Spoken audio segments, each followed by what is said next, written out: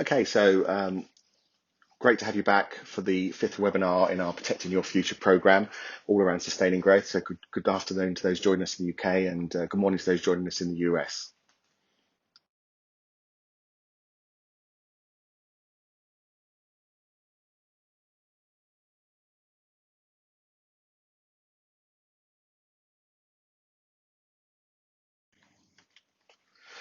Okay, and I think just for context for today, and for those that have jumped in at this webinar, this is all part of the program where we're looking to support and guide you through this COVID situation and the need to survive, adapt, and thrive, and then move into the need to get more productive as we move out and out the other side, and obviously then added with the leverage your brand webinar that Name ran last week, to be more profitable and more value added. And then we're going to finish off the program today with this whole need to sustain growth.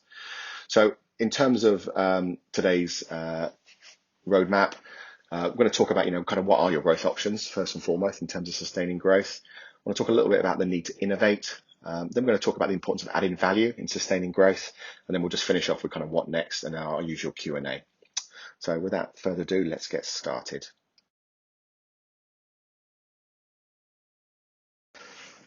So let's talk about what are your growth options.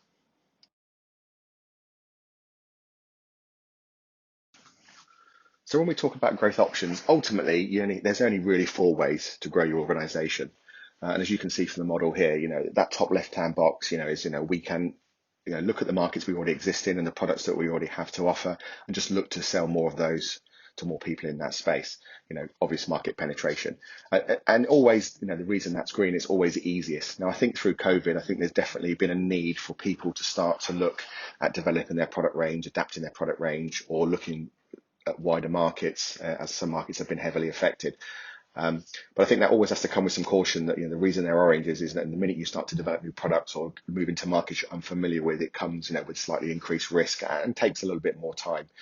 I think, for those of you that are in that box, that green box, maybe just with one single market or even one single product offering, I think probably, for you guys, almost a necessity to move into those orange boxes. But I think for most people, they do sit, in that top left box with 3 or 4 markets that are operating in with a range of products. And in truth, when you actually stop and consider, what kind of share of that market do we have, and more importantly, how much do we need to get back to where we were, and then go on a period of sustainable growth. For most people, they don't need to look any further than there. But I think, we almost feel that we have to develop new products, we have to develop new markets, and that isn't always necessarily the case. And obviously, conversely, this kind of knee-jerk reaction to completely diversify, particularly in panic, is crazy, because diversification is almost like setting up a new business. So it comes with huge risk, and can take an inordinate amount of time. So be really, really careful. You're not diversifying out of panic, only out of complete necessity. When you're working with this model with your teams, I think also worth, there's never a shortage of opportunity if you start to look at product opportunities and new markets. And the old adage of good strategy is not about what you choose to do or what opportunities you choose to go after. It's about what you choose not to do, because there's always more opportunity than you need. So I think a tip from me would be, if you're looking at product expansion options and market expansion options, really try and press yourself to come down to a maximum of 3 in each of those boxes, so you can really tighten your efforts. Otherwise, you're going to spread yourself way too thin.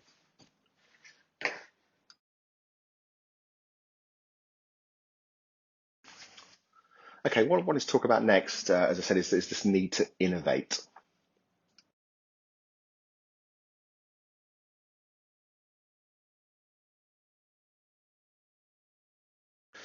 So again, to give this conversation a bit of context, I just wanted to go back to the strategy model we looked at in the Thrive webinar.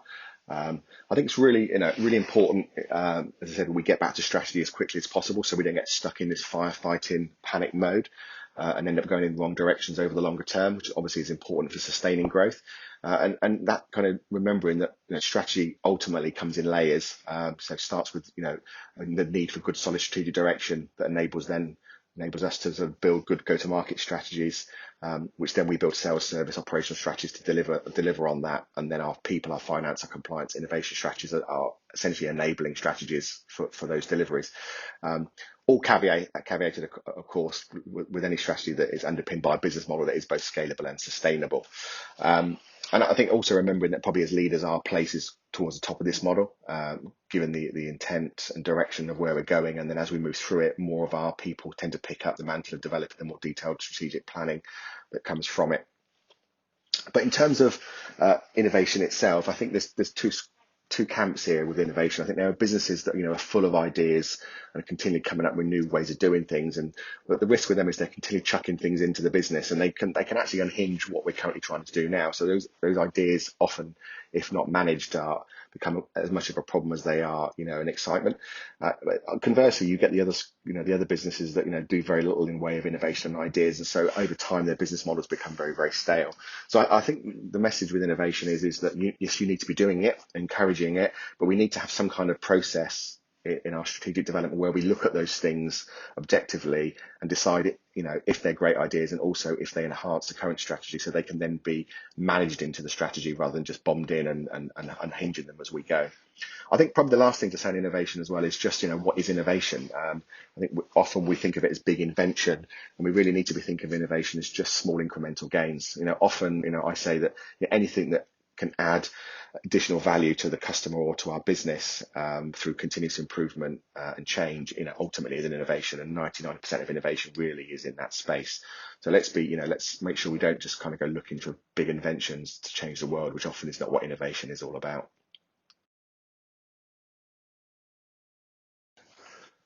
Okay, I thought I'd just share. We had on one of our sessions a tax partner from WR who was talking about tax in the context of innovation, um, and there were just a few things in there that I just thought were worth sharing with you because they resonated with the audience and with me particularly. I think many of us are aware of kind of research and R&D tax credits, and if you're not, they're certainly a source of tax relief when you're carrying out innovation tasks. But I think the big thing here again is that what people think you need to be doing in terms of innovation to qualify for tax often isn't the case. Those small incremental business improvements are often quite boring little things, but still attract tax benefits, which you can look to gain. I think the other thing that was very interesting as well is that we had a conversation about kind of when do you engage with someone around the opportunity for tax credits, and I think most people kind of do things and then retrospectively look to see if there's some kind of tax relief on that, and I think the advice, quite surprising, was actually talk to us before you even do any innovation, because if you can talk to us about your plan for innovation, we can probably guide you as to whether you'll get some relief, so you can then start to build that into your financial planning, and you may be more ambitious because you've got money coming back, but also the process required to make the claim is much simpler if managed from the beginning, because you can building what you need to off by way of documentation and evidence as you go rather than retrospectively. And I think the words were that it was about 20% of the work if you do it in advance as opposed to retrospectively. So I just thought just worth sharing a couple of thoughts there from the accountant tax perspective on how you can start to think about that as part of the innovation process.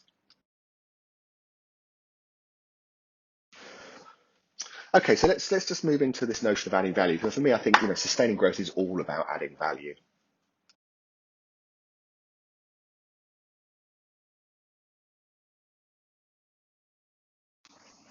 So probably the first thing here to say is that ultimately there are only three choices if you want to profitably grow in a sustainable way, which obviously is what we're talking about here. You can increase prices if your customers will stand that, but I think for most people that's a challenge. You can look to drive efficiency, which we talked about in our Get Productive webinar, or you can add more value, because adding more value will attract more clients to you, probably in a more profitable way because you're selling on value, not commodity. But also, arguably over time, if you start to get more value added, you can start to convert some of your existing clients into more profitable pricing structures and contracts.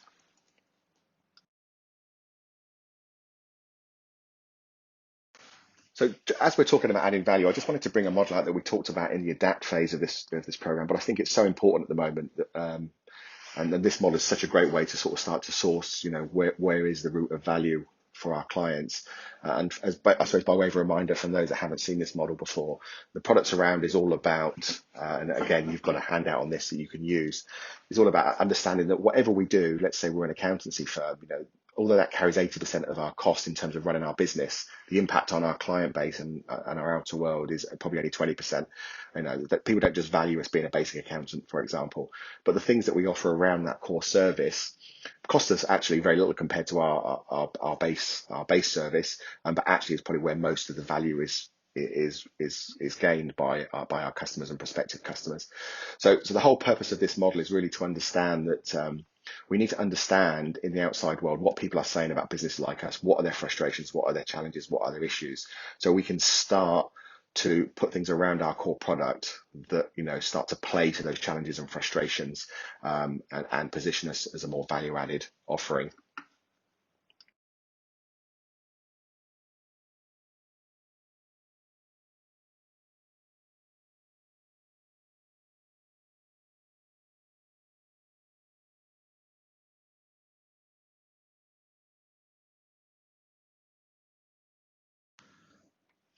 And I think probably that's the thing to say. There's this example here of a corporate catering business, which is quite relevant in the current times. But just on the left here, I think during these current times, I think there is a question, that you probably do need to be asking in the context of your prospective customers, probably what's in the next 6 to 12 months, because I think everyone is thinking short term.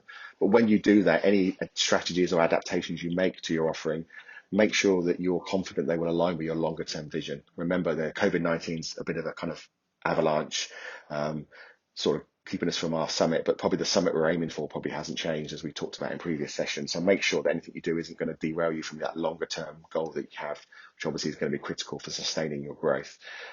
Remember also that perfect isn't good in terms of innovation and developing products or propositions. So you may need to try things several times, particularly as things will probably change very, very quickly over coming months. So be prepared to try things and adapt, and pivot if you need to.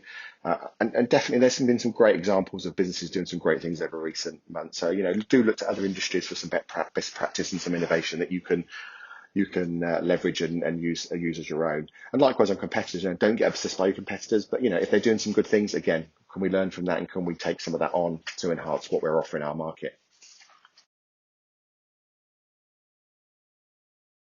Okay, so what the products around is really doing, it's like trying to push us towards that, seeing the world from the position of our customers, and the problems, the opportunities and challenges that they're facing, POCs as we call them. So, what we really want to start to add value, we need to be talking to those things, not talking about what we do. So, just challenge yourself. Are we facing off those problems that they're facing? Are we helping them realize the opportunities that they're facing, and are we helping them with the challenges that they're facing as they go?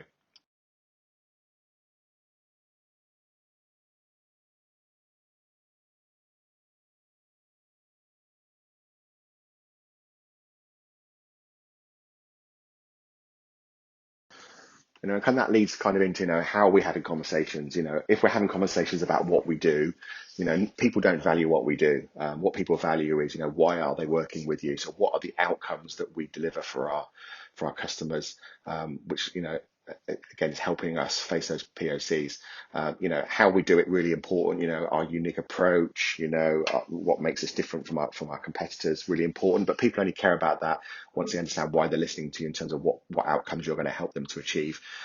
So I would say good conversation starters of businesses, always should evoke a response from the customer or the prospective customer of how can you do that for me.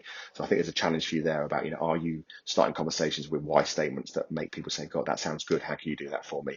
Probably less interested in what you do, and then what follows that is that notion of credibility. Can I trust that you can do what you said you would do? So have you done it for other people? Have you got case studies? Have you got testimonials? Probably a big just watch there, particularly for professional services firms who I think rely on credibility a lot, and quite rightly in some ways. But starting the conversation there, just sounds like showing off. Customers don't particularly want to hear that you've got the best customers, the biggest companies in your portfolio, until they understand why they care, why they should be listening to you, and how you're going to do it. Once you've done that, I think they want to hear it because they want to know they can trust you.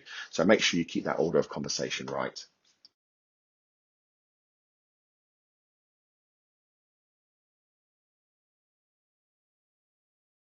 Okay, and I just think that just to help you build on this kind of building your value proposition, I thought I'd share this new model with you today, which is the whole value proposition canvas. So if those of you that have worked with the business model canvas in terms of business modeling, this is a subset of this. And again, in similar ways, it's just going to get you to look to the right hand side at the customer. The customer has a job to do, absolutely, but what they're actually trying to do is what we call gain something, so achieve something. But in doing that, they're probably going through a bunch of pain at the same time. So what we're trying to do here on the left is, not worry too much about our products and service, but ask ourselves, are those products and services enabling us to produce gain creators, helping our customers achieve their gains and outcomes? And do we include in the way that we work with them what pain relievers that get rid of some of that pain? We worked with one of the biggest VC private equity companies last year, and it's interesting that one of their criteria for investing in companies is, is this business a vitamin pill, so kind of a nice to have, or are they a painkiller? So they actually use this measure as a test on with companies that they invest in. So what we're looking to do, get that value proposition that talks to that we can help you gain what you're trying to gain. We can remove some of the pain along the way, and obviously what that then does is create a perfect fit between the customer and our product offering, and ultimately that is what should be our value proposition.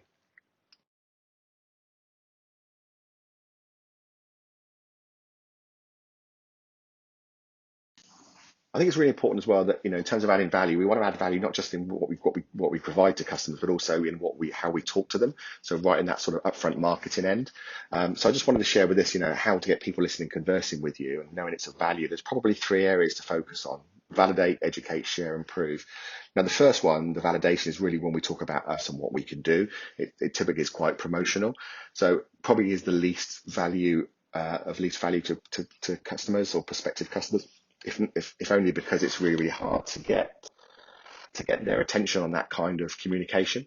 But when you move into things like education, I think people really value being educated on things that they didn't know, or things that will help them achieve the things they want to achieve, or the gains, if we go back to that value proposition canvas.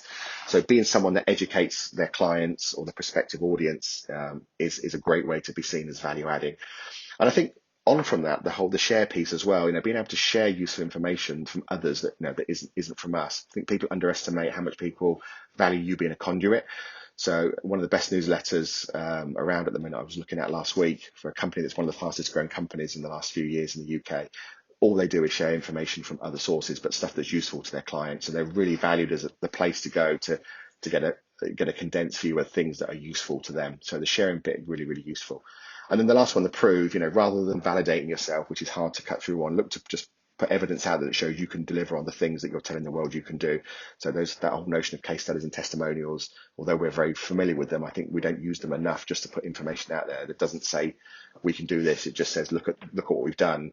And I think people will automatically join up that they'd like that done for them too. So I think the prove bit is very, very powerful. Once you've kind of decided what you want to do with this content, if you want to call it that, there's a way to sort of check that it's actually going to hit what we call the sweet spot.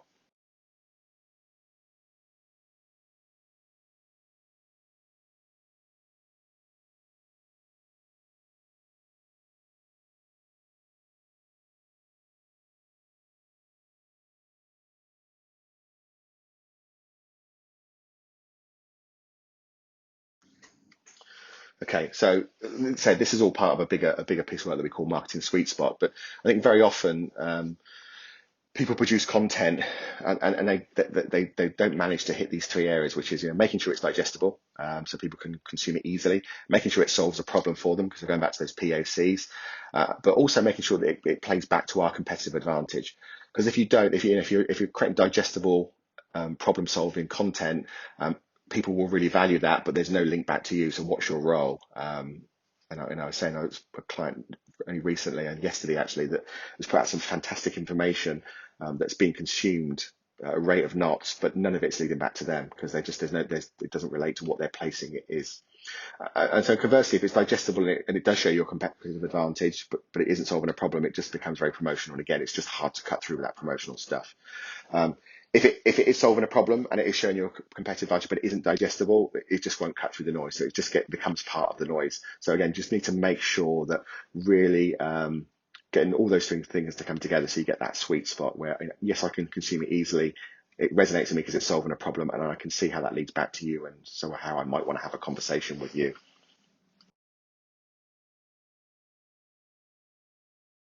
And just to finish this webinar series, I think a lot's been talking about trust through this COVID period, good and bad. And so I think we all get that this is important and will be even more important, I think, as we move forward. For those that engage with us on our sales shift programs, they know that this whole notion of relationship selling is pretty much dead now anyway. And it's much more about being an advisor in the sales world, which obviously requires you to be trusted. So you need to be in a world where people don't just spend time with you because they like you, but they actually do business with you because they trust you. So I wanted to share a model with you just to help to start to understand how that looks for you. Okay, so the trust equation is all about understanding that to be trusted, you need credibility, you need reliability, you need intimacy in an appropriate way in terms of your relationship with the individual that you're looking to gain trust with. Or even you can consider this as a firm-wide view as well.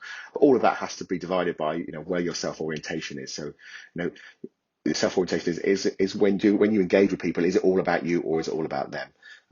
When you put that model together, you get a score on trustworthiness. So let me just show you how that works.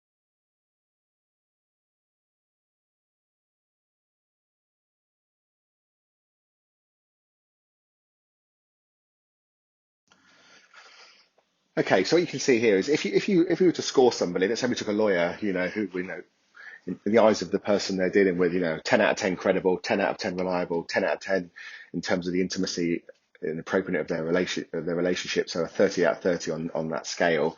But then divided by their self-orientation, typically when they're dealing with individuals, it tends to be more about them rather than the individual they're dealing with. That then means that their score comes down to 3, as opposed to if their self-orientation was all about the person they're dealing with, so maybe they scored 1, they would have 30. So that's your scale on the trust equation, sort of 3 to 30. And if I then show you a deeper example of that.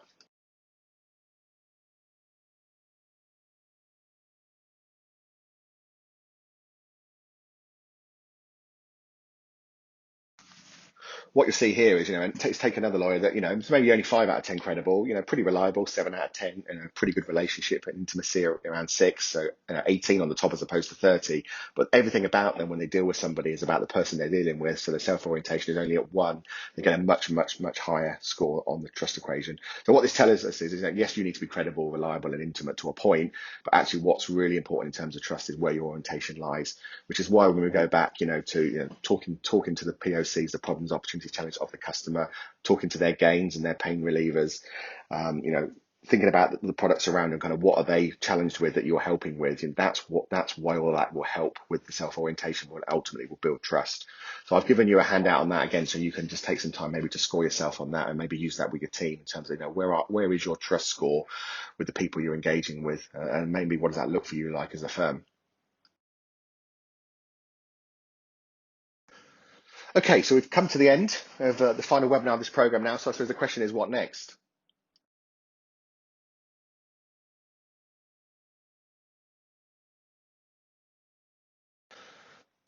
Okay, so for those of you that want to get involved with the Director Circle more, as you know, we're looking to take the Director Circle global. We just finished a rebrand and relaunch of it recently after 8 years in the market. Already operating in New Zealand, Australia, about to move into the US. So there's a number of senior leader groups opening that if you want to get involved, let us know. As typically members of the Director Circle are sort of directors and owners of businesses sort of £5 million plus up to large corporates. We've been asked to put together what we're calling growth clubs, which is some, I suppose, a similar concept, but for some maybe smaller businesses and entrepreneurs, or maybe second level leaders of very big firms as a kind of a start point to this. So again, that if you're in that space, there'll be some options for you there as well. And as I say, we're trying to build what ultimately we want to be the most respected directors community in the world. So we are already talking and looking for advocates and partners that will work with us and feel that they can get some value in being part of this journey with us. So again, reach out if you're interested in talking about that. We're also going to be launching in the next 2 to 3 weeks. Fingers crossed, it may take a little longer, so don't shoot me if it takes a little longer, but what we're calling the Next Level Survey, which will be the largest survey of its kind in terms of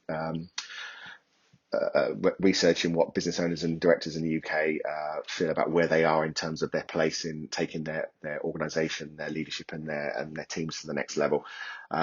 So when that arrives, we're trying to keep it to around about 10 minutes, but we want it to be credible. But please take part in the survey. Please pass it on to as many business leaders as you can, because obviously the more people we can get involved, the more credible that survey will be, the more useful it will be to everybody. Everyone will get a great report at the end, but we are then going to drive that into an annualized cycle and ultimately a dashboard, so that anyone that has done the survey can actually go in at any point and see where they are currently sitting based on how they scored themselves against business leaders across the whole of the UK. And I suppose just finally, what else can we do for you? So any feedback on this program will be very much appreciated. If you've got time to drop us a little note, that would be great. We'll also send out a little note that you can respond to as well, which will be great as well. And is there anything else that you'd like to be made available to you? Either immediately through this current situation or longer term into the future. And as always, if we can do anything better, even generally for those that we work with more closely, or just through programs like this, always glad to hear that. It's always useful feedback for us to improve and refine things in the future.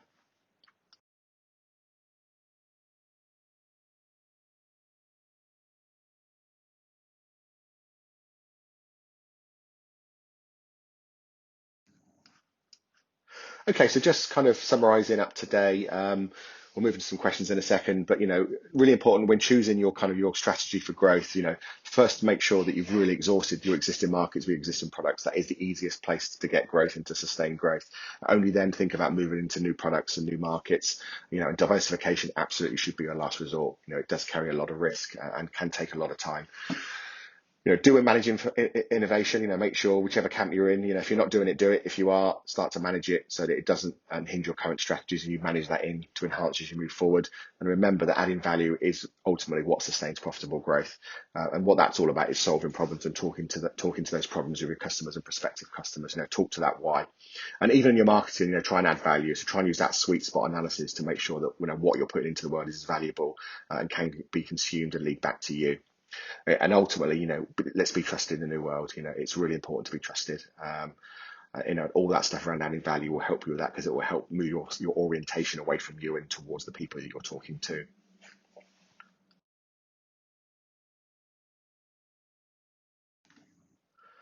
Okay, so just before we move into questions, as ever, we'll distribute the slides and the recording of this after the event. And although the program's coming to an end, whether it's me or someone else who's your coach, we're still here. We're not cutting off the phone. So any questions from today or from any of the program, reach out to us. And in terms of the courses, we've given away over 4,000 courses now over the last 4 months, 3 months, which we're delighted about.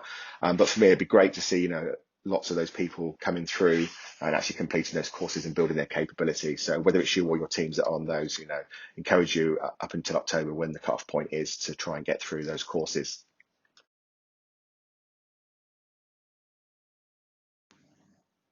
Okay, so just a final thank you from me. Been great to spend time with you all over the last 5 weeks. As I said, any other questions from any of the program, any of the materials, you know where we are. Just reach out. Always here to help. Thank you.